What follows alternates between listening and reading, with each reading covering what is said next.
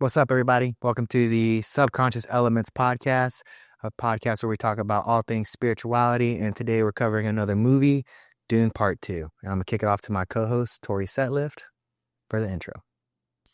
Yeah, so Dune Part 2, we're going to be following the main character, Paul Atreides, and we're going to see a lot of political conflicts regarding spice control, also some myths woven by the Bene Gesserit, and just his overall struggle with destiny, power, and his identity.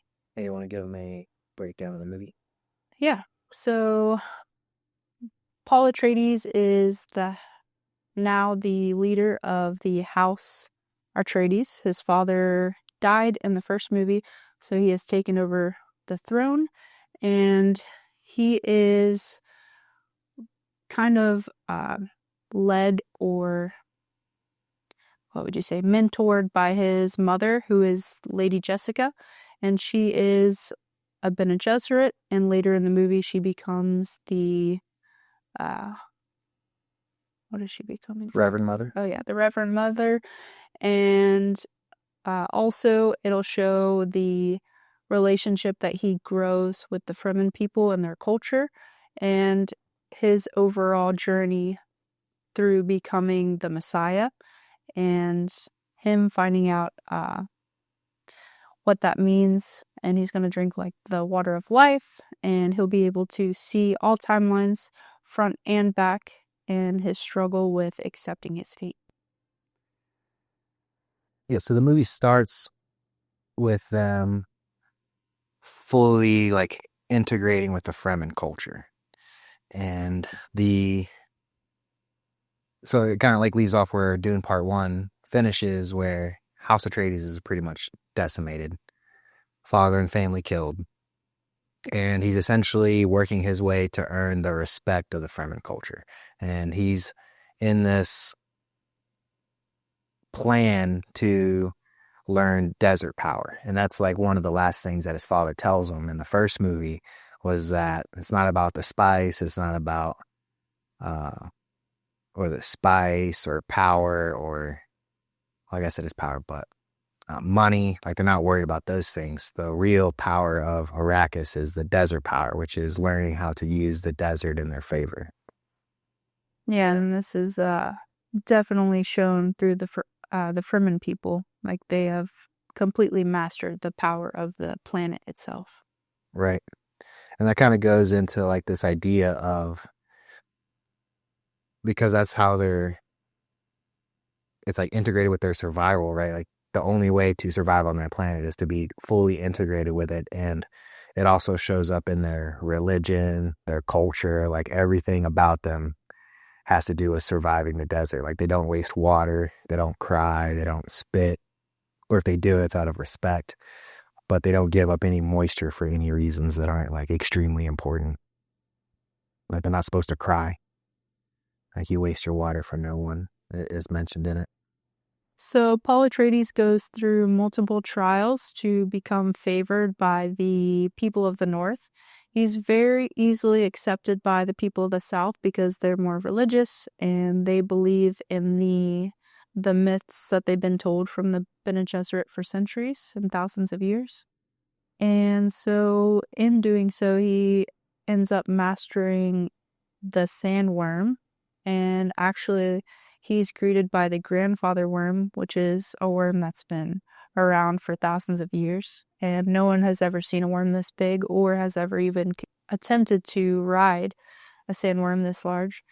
And in doing so, he wins over the favor of the people, and the stories are told through the South, the North, and all around. The overall story of Dune, right, is the savior and the white savior coming to free the native people.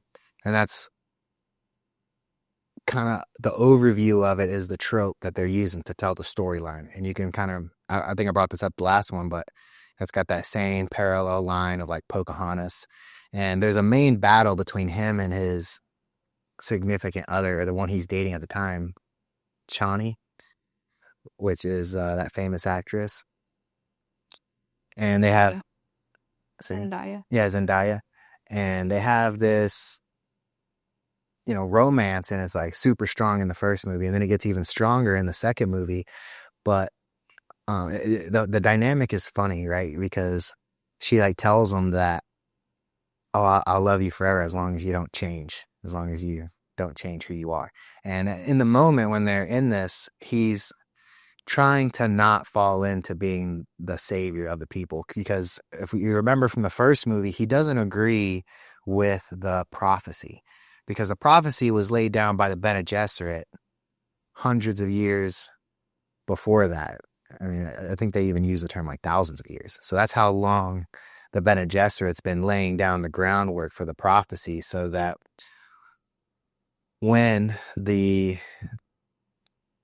because they're trying to use these birth lines to come up with what they call the Kwisatz Haderach, right? Which is this super powerful human being that can see all timelines and guide humanity into the golden timeline.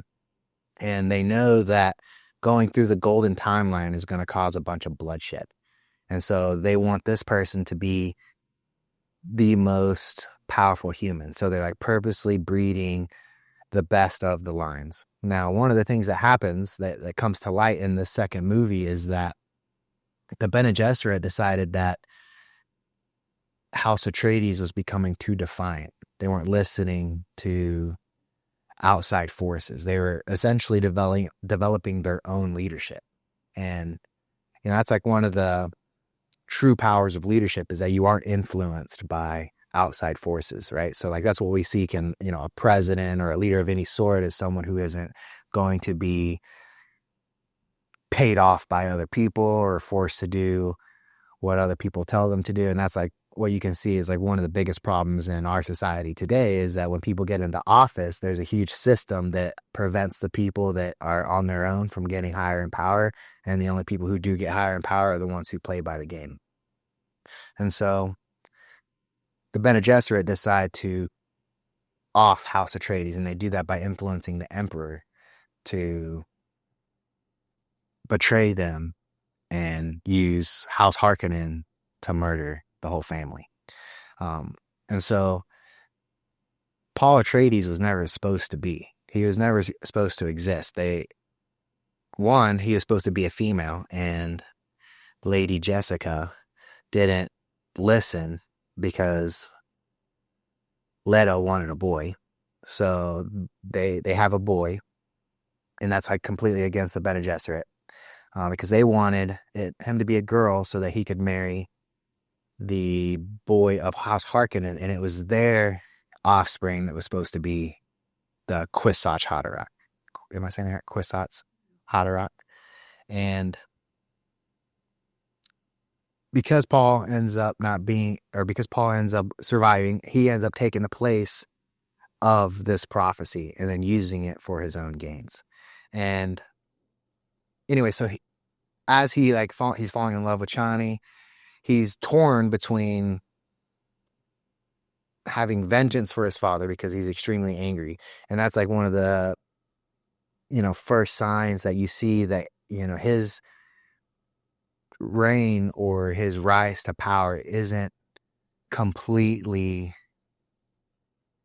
for others. Like, he's not actually trying to free the Fremen people. He low-key has his own scheme, which is to get vengeance for his father.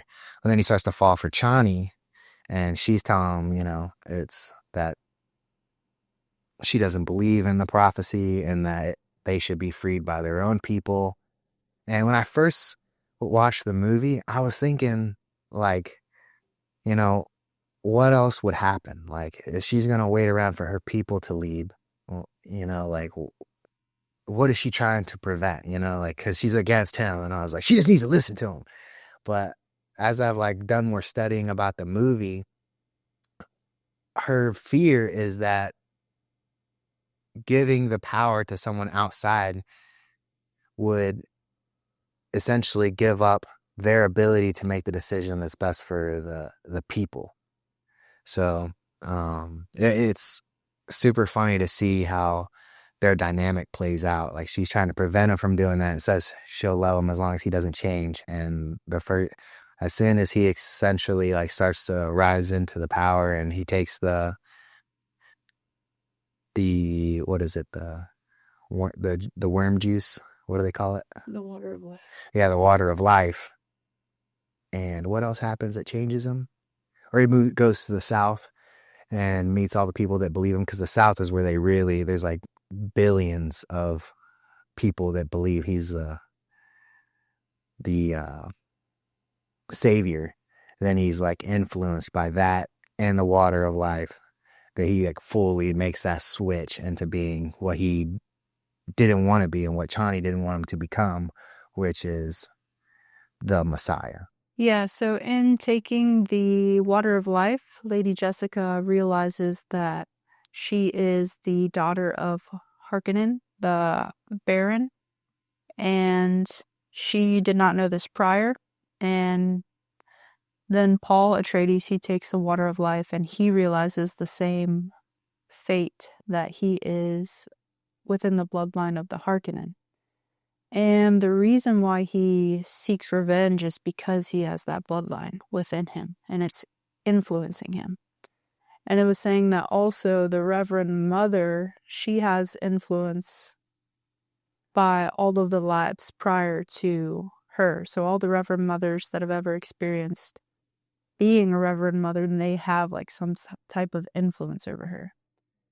And in the love scene with Chani and Paul Atreides, he mentions that he will love her till his last breath. And in the book, he knows that he is going to marry Helena. I want to say her name is, or Helena. She's the daughter of, what is that man's name? He's like the Emperor? Shaduku or something like that. Shaddam? Yeah, Shaddam. Saddam Hussein? Emperor Shaddam. And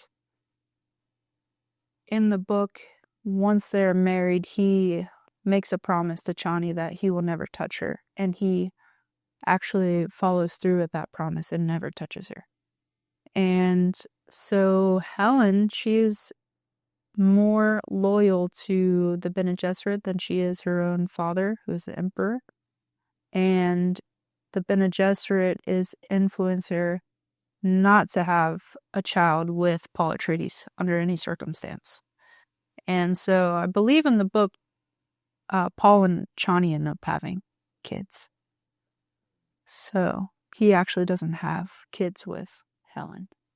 Yeah, so this is when Baron's next in line, Frade, he's like introduced in the Fade. He's introduced in the movie, and he's shown as a psychopath, and he's kind of crazy, and he tests his blade against one of his like trusted allies and like cuts his own tongue, and he's shown with black teeth. And actually it says in the book he is symbolized as an exact copy as the Baron, that the Baron in his days was a very handsome young man as well, and a soldier. And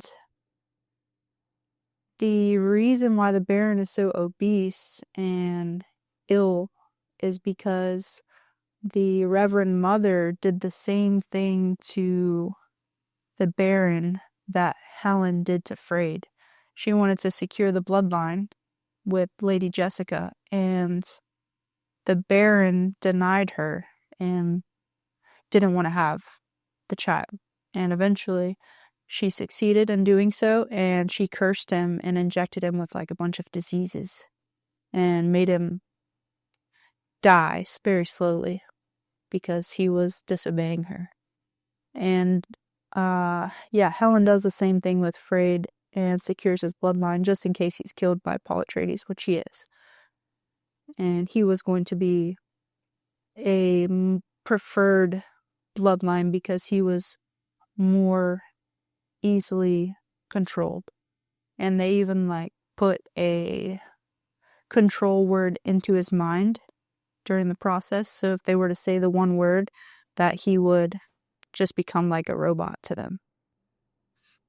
Yeah, it's trippy. Yeah. Yeah, the dude, it's definitely creepy.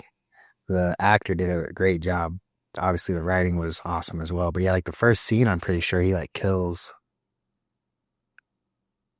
his servants like right off the get to like test a knife, and that's like so like such like a moment. And I guess he has like vampires as pets or something because they don't show it in the movie. Oh, they're cannibals. Yeah. Yeah, so he has these or he calls them his pets, and he kills people and then gives it to them to feed, which is also creepy. Yeah, the actor, he actually gained 25 pounds of muscle just to play the part. So that's So interesting. he's a thin boy. Yeah. But he kind of like looks like a snake, and Mick Jagger had a baby. It's like the build is kind of creepy itself. Yeah. Yeah. Yeah. So in the showdown between Fade and Paul Atreides is sick. It's like the culminating part of the movie. And I like it because one, it was an awesome fight scene, but there's like two moments that I liked about it. It was also reminiscent of the first fight between Paul and Jameis as well, in that Jameis wasn't taking that fight all that seriously in the first fight. He is like, in the beginning, was like kind of mocking him a little bit. Like, oh, this is going to be easy. And then when he fights Fade in the second movie at the end, he does like the honorable thing, or the like the little chant, which is "May thy knife chip and shatter." And Fade kind of like is like snarking at him a little bit. It's like, oh. He says the same thing. Says the same thing, but kind of like is like smiling at him, like, oh, this is corny because I'm gonna kill you. And it's like that same thing of like, I felt like both of the opponents underestimated Paul. And what cracks me up too is that Fade, if you really think about it, was overestimating his own skill, because Paul was already like combat hardened. He had killed a bunch of Harkonnens and Sardaukar, or maybe not Sardaukar, but Harkonnens. I don't think he killed them, did he? Well, he was fighting and destroying the all the spice fields and like going to combat. So he was like super seasoned in combat by the time that came about. Whereas just recently had Fade experienced combat. And most of them, you could tell that they're like rigged in his favor so that he doesn't die. He only went against one guy, which was the original betrayer, the doctor. And he's not a warrior, right? So even the one kill that he does get is not even against a real warrior, while Paul Atreides is killing multiple Harkonnen warriors, like just like slaying through all of them. Like he's a seasoned, tough warrior. But they do have a good fight, and the way that he kills them is by like, it's almost like a sacrifice shot. And that's so true in like martial arts. Like sometimes when someone is like, when you're equally skilled with someone, the way you catch them is by sacrificing something of your own. Like you gotta make, like almost let them have something on you so that you can hit the counter. But it's like, if you don't give them anything, they cannot give you anything, and you end up at a stalemate. So what you got to do in order to create an opening is you got to give them something and rely on yourself to hit the counter or slip out so that engagement can evolve. And that it was like a classic moment where he kind of let Fade get into essentially got him in the, I think right in the, what would you call it, kidney? Yeah, right in the side. First he got him up high, right? And then catches him in the side. But Paul uses that to get him in the heart. And that's like true with life, martial arts, like with most things. It's like everything comes with a sacrifice, and you have to be willing to, like, nothing is ever clean. Nothing worth it is going to be clean where you come out on top and everything is everything is perfect. It's like almost always you go in there and you come out wounded or hurt. But the main point being is that you still win overall. So I thought that was just like an epic moment where you think he dies and he's like, catches him like right in the heart, like a perfect shot, ready for the right opportunity. Yeah, the way he was successful in this way was making it believable to the other opponent. So he makes the other opponent believe that he got him. And that's very true. It's like, if you don't make it believable, then they can read your energy. But that's exactly what Paul did. He read his energy, and you can tell that he was just overall more an emotional fighter. Like he was, like you said, more showsmanship and disbelief in the other opponent. And with that theme, Paul Atreides is a smaller character, and he has a smaller build, so he is underestimated a lot, not only by his fighting opponents, but also by the people and believers. And he takes on the name or the nickname of Muad'Dib, which is actually the small desert mouse.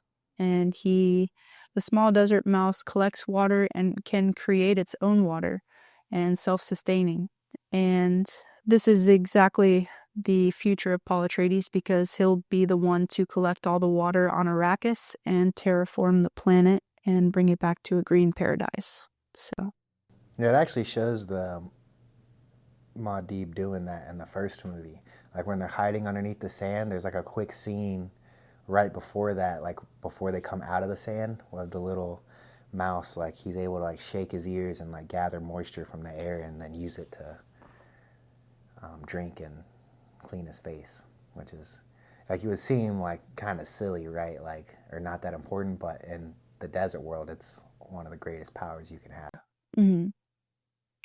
And he's also given the name Usul, which means the base of a pillar, which aligns with his strength.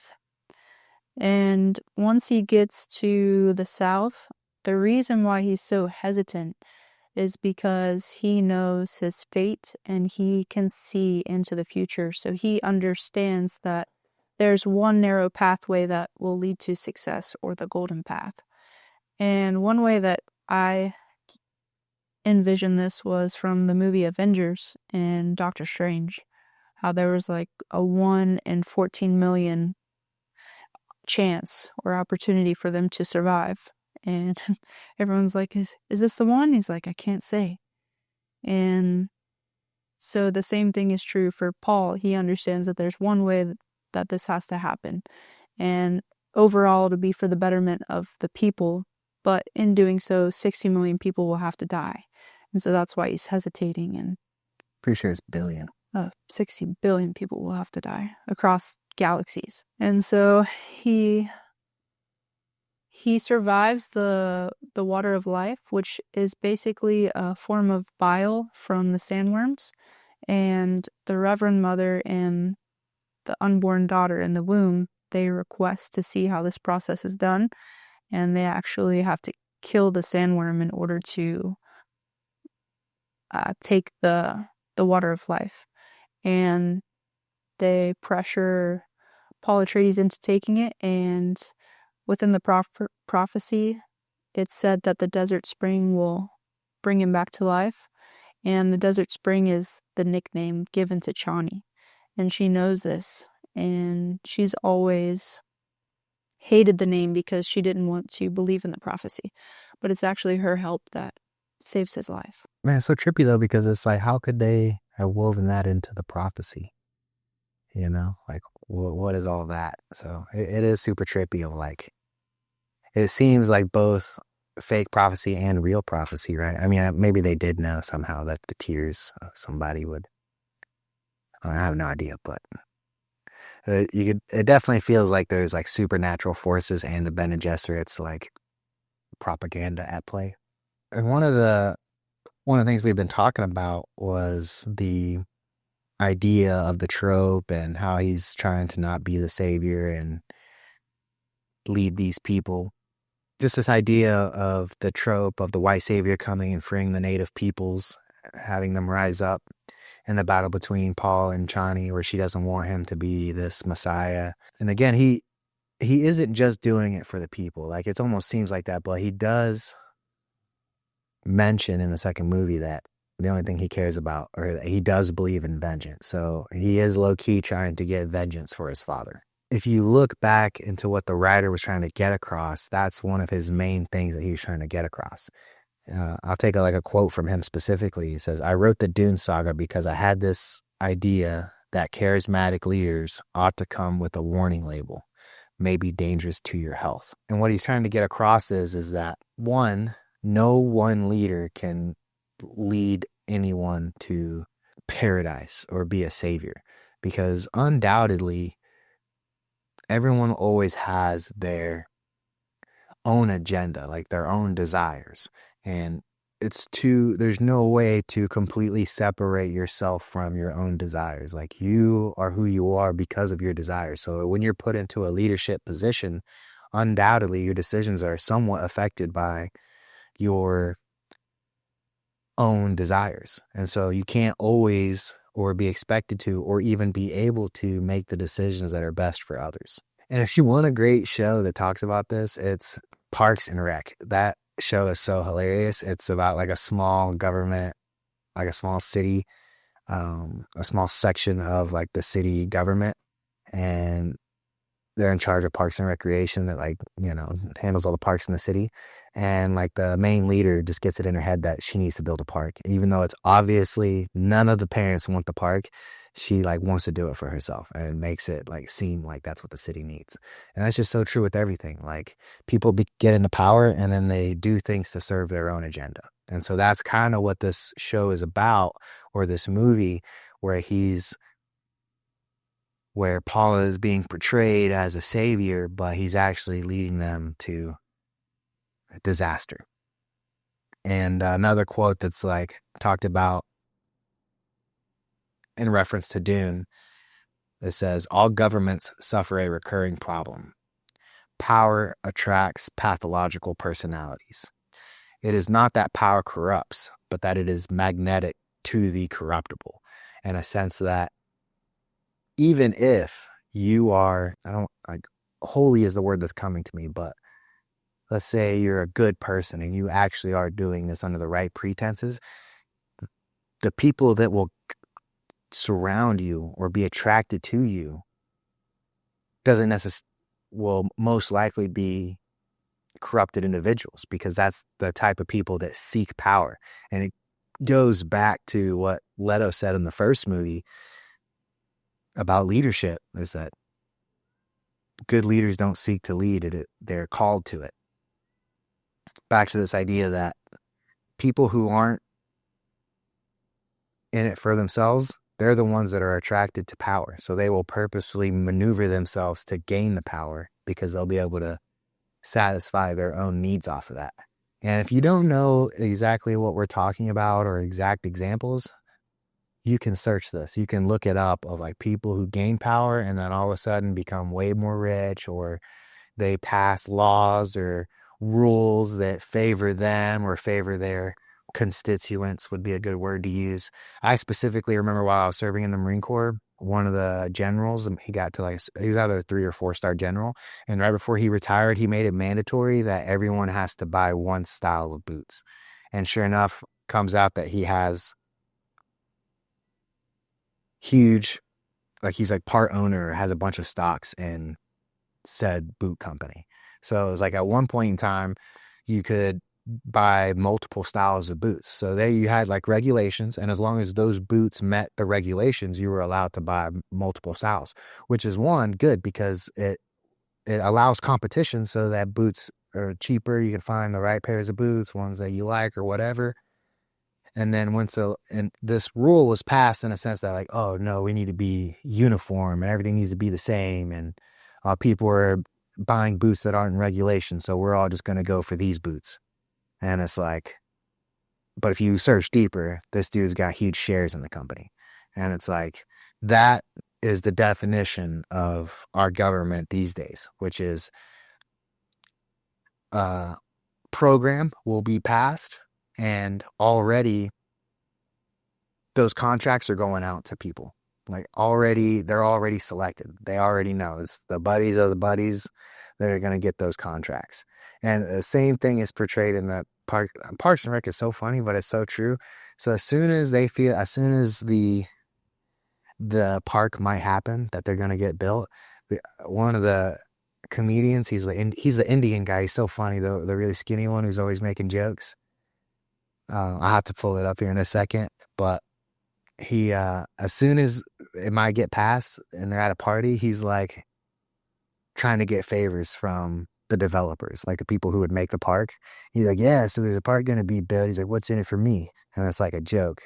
But that's what happens is like as soon as a politician is going to get something passed of like a new highway, a new building, a new this, a new that, the people that get those contracts, like construction companies, that's money. That's like millions of dollars in your pocket. So you literally do whatever it takes to get that, right? Give them favors, give them this, give them shares of the company, whatever. And then if you, again, just back to the overarching theme, it's like that's how these people that go into office only worth a couple 100,000 within a couple years are now worth hundreds of millions. And you're like, well, how does that happen? Well, the way that happens is that companies give them shares or part ownership to make sure that whatever new law is getting passed or new project that's getting passed, they get the contracts. Everyone gets a piece of the pie. Yes. And it's like a form of blackmail also. Like they have the dirt on them to know that they're doing things that aren't traditional or right in a sense. So they're all kind of tied into it in this diluted way. It's like, And it goes back to like the system. That's what the system is for. When people talk about the system, they talk about how you can't be independent and get very far in the presidency.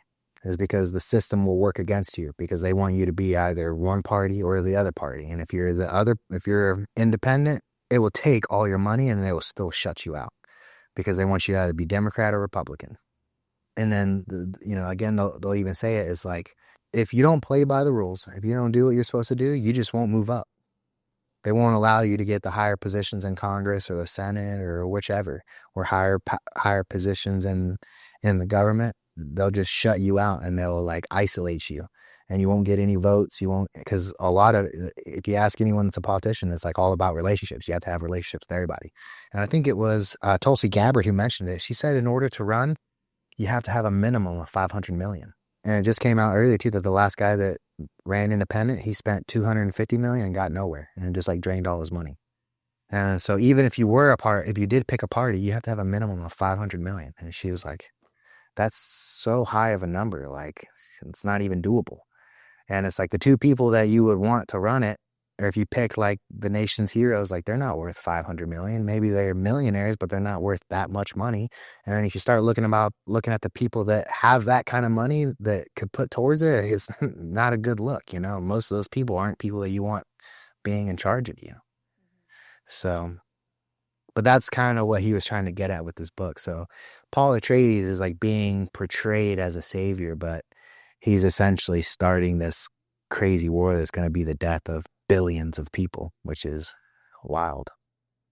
yeah, the same thing is portrayed with the Bene Gesserit. They are controlling the families and the... So, And he says that in the first movie too. He's like, oh, they act as if they advise the emperor, but they have their own schemes. That's what he said. Something about that. Something about their own. yeah, they're overseeing all the families and they're using tactics of manipulation to control them. And they're also so secret about it that even the Harkonnens were blamed for the fall of House Atreides, but it was the Bene Gesserit's plan all along because they saw them as defiant and they, in a sense, used them to do their bidding. Mm-hmm. Because they're all women and they don't have the power but they do have the influence. And even the families aren't even aware of the influence that they have over them. Like they're so tactical in that nature. And the Bene Gesserit, they can control things at like a molecular level. That's how they're able to diffuse the poisons in their system, and they're able to change the gender of the baby at will. So they're able to manipulate things in an insane way. Yeah, that's tripping. Yeah. And even the people under the Bene Gesserit, like the younger kids, they question the plan. And you can see almost like a slight dissonance between the overall plan and Helena or Helen, how she kind of questions things and sees a different pathway. Ultimately is futile because she's only one person. Yeah, one of the parts of the movie that I really liked is when she says something about the Bene Gesserit mother, she says something to Paul at the end of the movie where she's like, I don't know, makes a comment towards him. He's like, he uses the voice against her, and she's like, abomination. This is like, yeah, shut up, ho.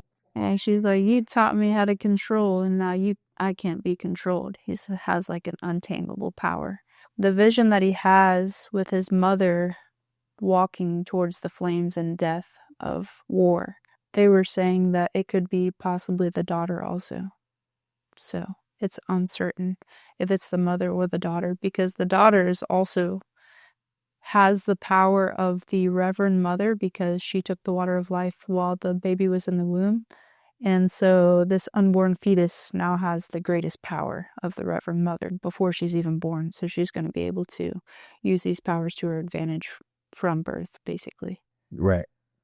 And I was saying that they're like the Reverend Mother in the movie was like, what have we done? And it's because there's no way that they could see if the baby is like a good person or not. So it's like the baby could come out to be like evil, and it already has like all this power. And so, yeah, I think it's going to come out further more in the book, because I think one of the movies is named, or books is named, Abomination. And so it's like a reference to the baby because of all the power it has, and no one knows what it's capable of. Yeah, technically in book 2, the baby's already born, right? But they didn't have the baby born yet. But she is seen as a full adult in one of the visions. And it was mentioning that in the books, one of the huge players in the movies is going to be Fade's child. Mm-hmm. Yeah, so after the 3rd book, Paul Atreides takes a backseat, and it will become the children that take over the... This is a generational story? Yeah. Yeah, so it'll no longer be our main characters. It'll be side characters and the children that are unborn. They'll take over the roles. Dang it. Yeah. That hits home. Yeah, it's like as much as you think you have the power to control, it's beyond you. And you can only get so far in your lifetime because it's limited. And so that's why you must have children. Yep. So, man, this is like a side topic, but I'll kind of get into it because we're talking about kids right now. We're having a little baby girl soon. But for the longest time, I didn't want to have kids because I wouldn't say that I didn't want to have kids, but I was just more focused on my own life. Like I wanted to achieve things before I started worrying about someone else's life. And one of the things that really started to come to my mind through like podcasts and reading and learning was this idea that you don't want to play zero-sum games.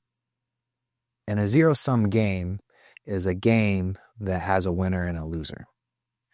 When you play a zero-sum game, it ends up not being fulfilling. The game itself grows old in your mind.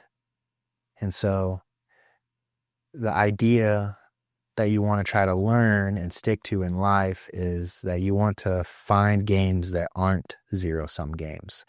And that people who end up becoming very sad with their lives a lot of times can be attributed because they became obsessed with zero-sum games.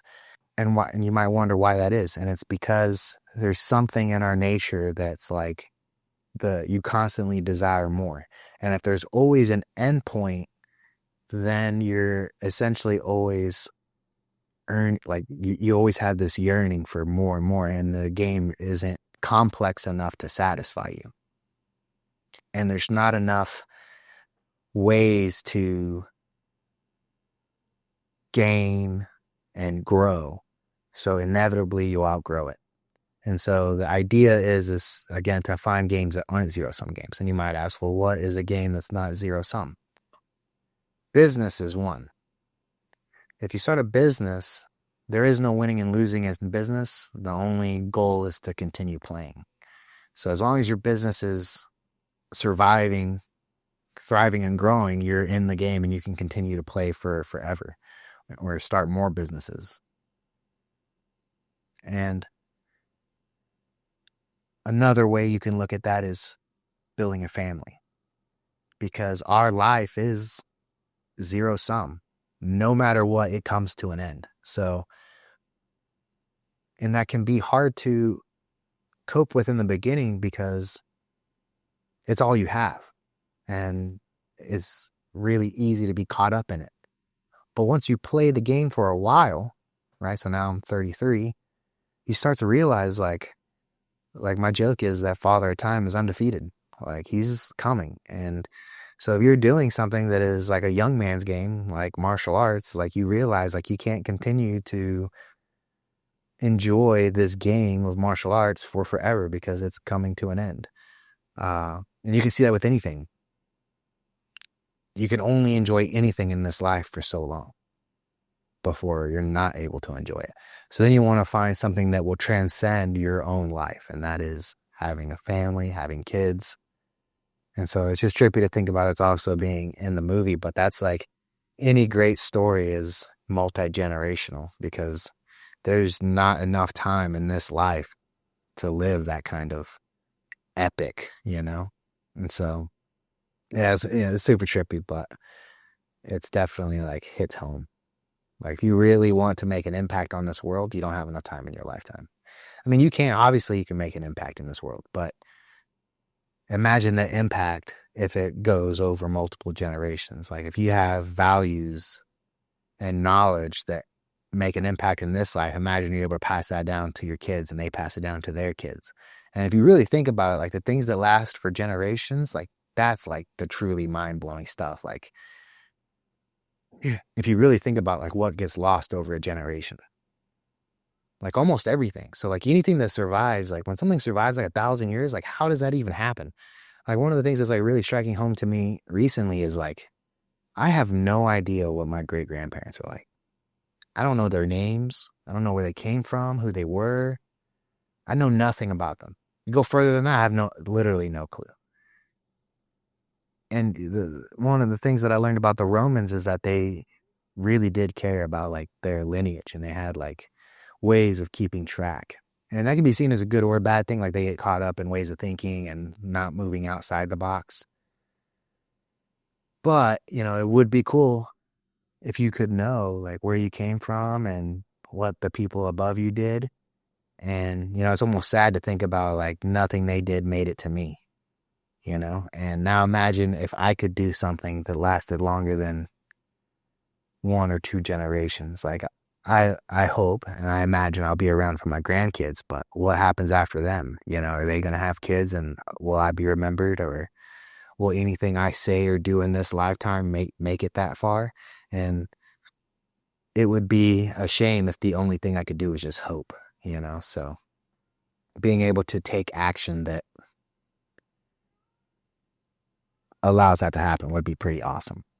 And I feel like that's kind of almost, or could be woven into the story if it's like a multi-generational battle. I mean, even in like a lot of these things are like, they say is like thousands of years old, right? Mm-hmm. Yeah, for sure. It's definitely extremely interesting to think about. With the Bene Gesserit, luckily they have the power to see the future in the past. So, unfortunately, at our human capabilities, we're unable to extend ourselves that far. But it would be very interesting if we could. We can only wonder or question or imagine what happened, but we don't really have a solid way of knowing. Yeah, but I'm just talking about like, there are people though who do know or have like some chronological record of their great grandparents and people before them. And there's even people that are able to tap into the field of memory without the external influence or teaching. Like there's people that are actual channels and they can channel the energy in this day and time, believe it or not. And I believe at one point we had the capability of doing so, but we've lost it over time. It's like the Library of Alexandria. Maybe it wasn't a physical place, but a place in consciousness that we could tap into more easily. The Akashic Records. Yeah, so is there anything else you want to bring up? The filmmaker, he did say that his favorite part of the movie was whenever Paul Atreides stood up on the worm, and that scene itself took 44 days to film. What? Because they wanted it to be perfect. They wanted to be able to see every detail of the worm and the flaps and the sand and the making it as realistic as possible. That was one of his favorite things in the books, reading when he was young, and he wanted to make it as perfect as he could. Yeah, it was a badass moment. Yeah. And they do like the music in the background. It's like a chanting. It literally gives you goosebumps. You're like, oh yeah. Yeah. Yeah, it always makes me think about the people that were when the movie came out. They're rolling around on those one wheels, or not the one wheels, but they're not one wheels, but the wheels with two on them, and then they had the little tubes, and they were riding around in them. Oh yeah. In Dune outfits. In the movie theaters. Yeah. Yeah, but it also mentioned, like you said, the desert power and how the Harkonnens will never be successful because, one, they come from a dark planet that doesn't have a sun. So you can see in some of the scenes how they're blinded by the light when they're flying, and also how they're unwilling to die for their cause, how they always flee death. And you can even see it in the leader, who was Drax in that one movie. He flees from death, and a Fremen actually like latches on to the plane that he's escaping in and willing to die for the Fremen and for their cause. And also you can see their tactics are so different that the Harkonnens use more artillery and bombing, whereas the Fremen people, they hide under the sand with little straws to breathe, and they wait to attack, and they use the desert to their advantage. Guerrilla warfare. Yeah, the Harkonnens, they are unable to see well, so they have to wear these blinders in their helmets, which leads to friendly fire, like they're accidentally killing each other because they're, in a sense, disabled or in a handicap because of the suits aren't built for this planet. Yeah, one of the really cool things about the movie too, this idea that you kind of brought it up about how the Fremen are fight for the cause, and it kind of talks about how having a goal greater than yourself unites people and brings them together. And back to the whole thing about family, because we've had this discussion recently and it's something we've been exploring, but this idea of like, how much do you owe your family? Like, if you have family members that are draining you or always need something from you, like, how much do you owe them, and how much are you required to give to them? Like, how much allegiance do you owe them? And because it goes to this idea of like, all you have is blood, right? So like, one idea is always take care of your family. It's all you have. But if all they do is take, how can you yourself rise above if they are constantly holding you back? And then this other idea of like, kind of where I'm getting it from is like Christianity. And one of the verses, I'm sure it says in multiple verses, but one of the ones I was reading about, it was saying like, you especially should take care of your spiritual family. And it's this idea that, people with when you have like the same goal, it kind of makes you a family. And that rings true to me because some people that I call like my brothers, like the closest people I think I had to me that are outside of family are the Marines I serve with. Like, I feel like those are like my blood brother. Like, I'd make jokes like, those are my blood brothers, and it's because we've shared hardship, blood, sweat, tears, and we had the same goal in mind, which was to rise together. Like, it's literally us or them. And, they genuinely care about us and our family. Like, two of them I really keep in touch with. They're both so happy for us and excited for us. And they both have made efforts to come out and see us. And it's like, I really do feel closer to them than my own brother most times.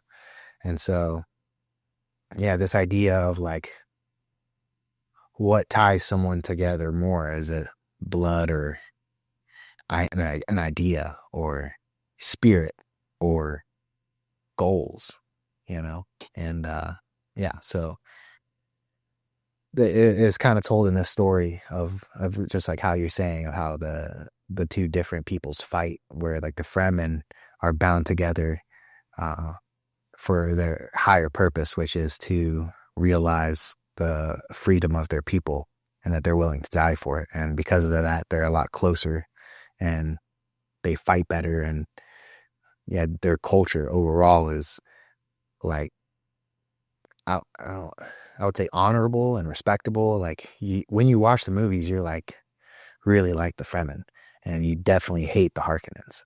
Like the Harkonnens are like gross and give you the shivers. And it's funny because when you first break it down, it's like, oh, the Harkonnens are tied to like artillery and bombs, and the Fremen are more guerrilla warfare. That's like classic, like Americans versus native people, like in Vietnam, and so on and so forth. So it's kind of, icky. And that is like most people against America is like, that's their point, right? Is that we're kind of like only care about ourselves type of thing. And obviously a lot of that's half truths. But the resemblance is trippy to think about. Yeah, and the scene with the nukes also, it's been against the rules to set off nukes, and so there's 150 different families in the galaxy, and they all rely on the planet Arrakis for spice production. And they made a contract and said that if anyone were to set off nukes, that they would all agree to basically annihilate the planet and the people. But because they all rely on the planet for spice, they're unable to respond to the nukes that Paul Atreides sets off towards the Harkonnens. And so it's like a big thing where they're breaking the rules, but they know they can get away with it. And they're using that to their advantage. Dang. Trippy. And one more thing that plays out through the movie is the destiny and free will aspect. Like Paul's like actively trying to not be this thing, and he ends up becoming it anyway. And it's kind of like this battle of free will and destiny, and how much can you affect and how much is already written, which is one of the main questions of all humanity. Yeah, it's like, did I decide to do that, or was I always going to make that decision? Right. Anything else? I don't think so. Well, that is our breakdown of Dune 2. And if you guys noticed anything cool or want to bring up your favorite scenes, please let us know. We'd love to talk to you about it. Comment, DM us, reach out to Tori on Instagram. And let us know what you thought about the movie. If there are anything, obviously we didn't cover everything, but if there is like something that you'd like to hear us discuss, or something that you'd like us to hear your opinion, please let us know. We appreciate you guys tuning in.